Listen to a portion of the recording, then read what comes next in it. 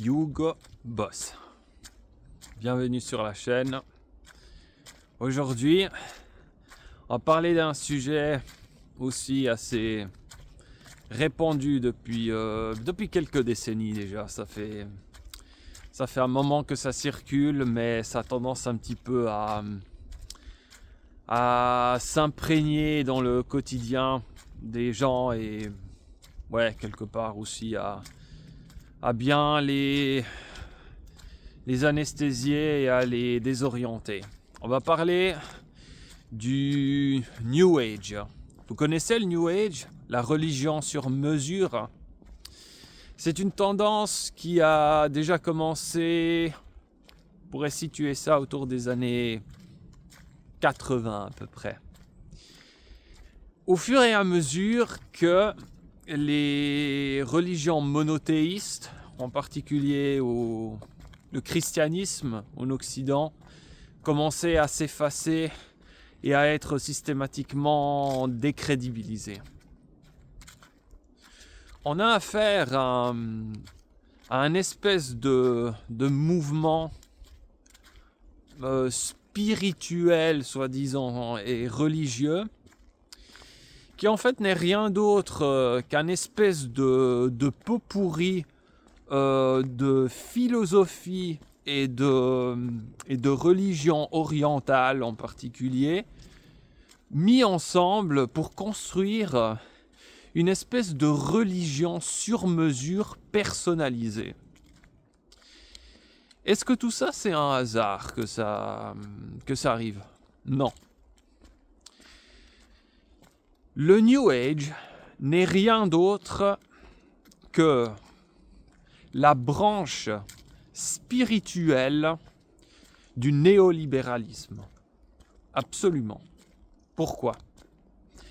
Parce que la caractéristique de l'époque néolibérale, c'est qu'elle a effacé, parce qu'elle est allergique à ça, elle a effacé tout ce qui est collectif. Tout est devenu quelque chose d'individuel. Aujourd'hui, tout parti confondu, qu'il soit de droite ou de gauche, il ne se bagarre plus, il ne lutte plus pour des droits collectifs, pour des droits de la société en général, pour des libertés aussi collectives, pour la souveraineté des pays. Elle se bagarre, elle lutte pour des libertés individuelles. C'est ça qui compte pour les partis d'aujourd'hui, de droite, de centre, de gauche, tous confondus. Ce qui les intéresse, c'est les libertés individuelles. Et le New Age, c'est justement le courant philosophique, spirituel, religieux idéal pour ce genre de système. Vous voyez, on ne prend plus une institution telle que l'Église, vous voyez, en tant qu'institution chrétienne de tous les peuples d'Occident, ou bien, voilà, aussi ça peut être la même chose pour l'islam. Alors on ne prend plus le chiisme ou le sunnisme. Non, on fait un espèce de pot pourri de différentes religions orientales. On prend un peu de ci, un peu de ça, un peu de ça, et on prépare un espèce de mélange individuel qui permet d'avoir sa propre religion. Comme soi-disant, on aurait toujours notre propre individualité, n'est-ce pas? Parce que tout est tourné aujourd'hui vers l'individualisme. Et donc, ça c'est un courant qui accompagne l'ère néolibérale, qui détruit toutes les institutions possibles et imaginables.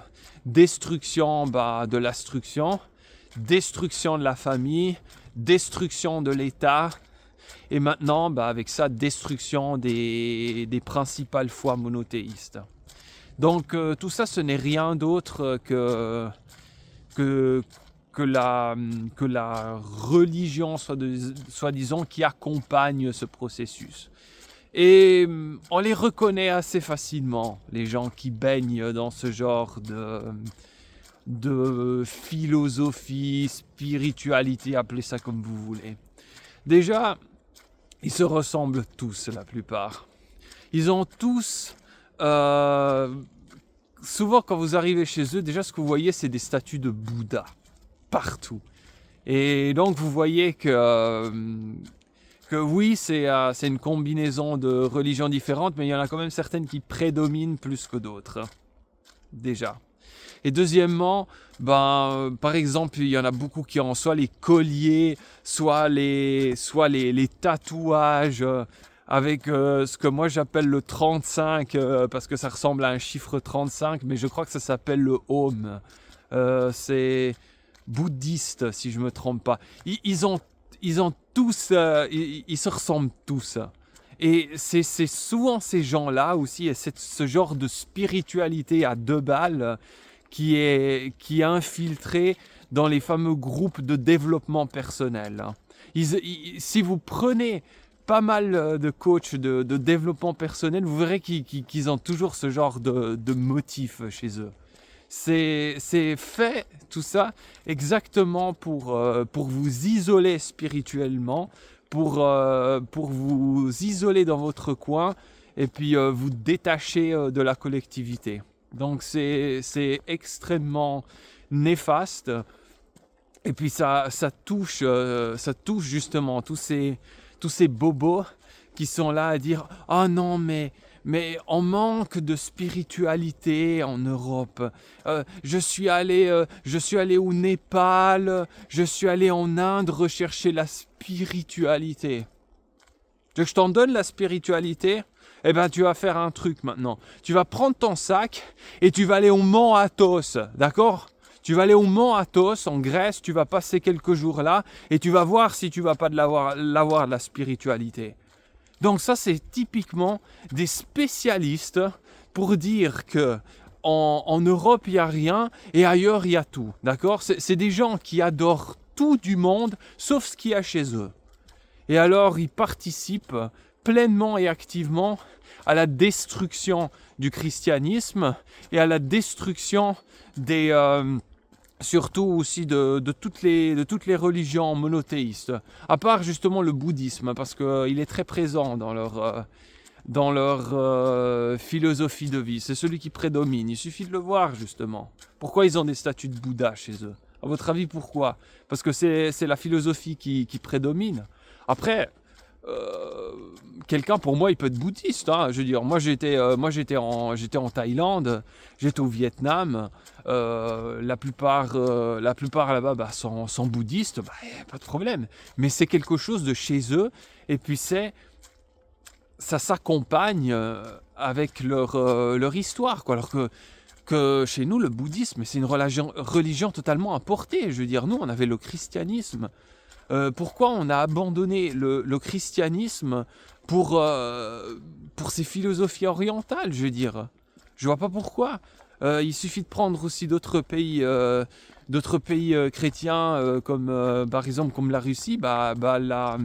La foi orthodoxe, elle est encore bien présente. La Russie est un pays bien christianisé, tout comme l'est la Bulgarie.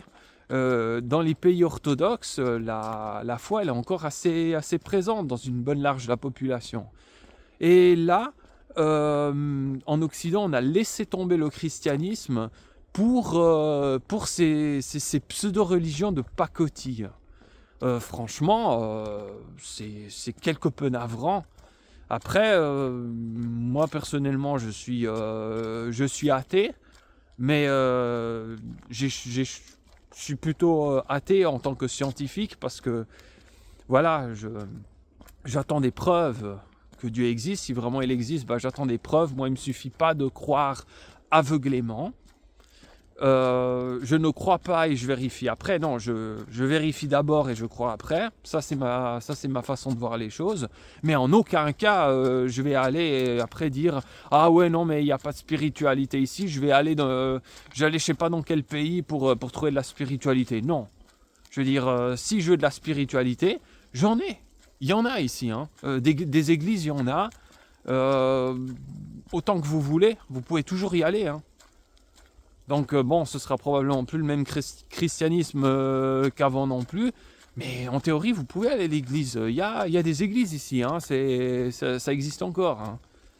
Donc voyez un peu ce que c'est que ce New Age. C'est rien d'autre qu'une religion sur mesure qui accompagne la destruction de tout le mode de vie occidental, dans ce cas sous le point de vue religieux. Donc ne tombez pas dans ce genre de farce, ne tombez pas dans ce genre de... Ne devenez pas des grenouilles de bénitier de ce genre de mouvement. C'est fait pour vous détruire, c'est fait pour nous effacer en tant que civilisation. N'encouragez pas ce genre de pratique. Si vraiment vous voulez retrouver la foi ou comme ça, eh ben, tournez-vous vers le christianisme. C'est la foi des Européens, c'est celle qui a toujours été là. Ben, tournez-vous vers ça, quoi.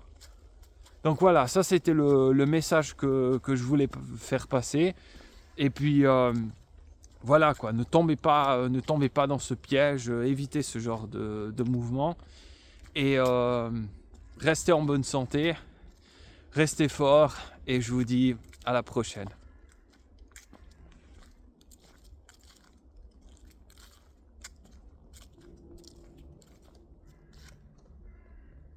C'est un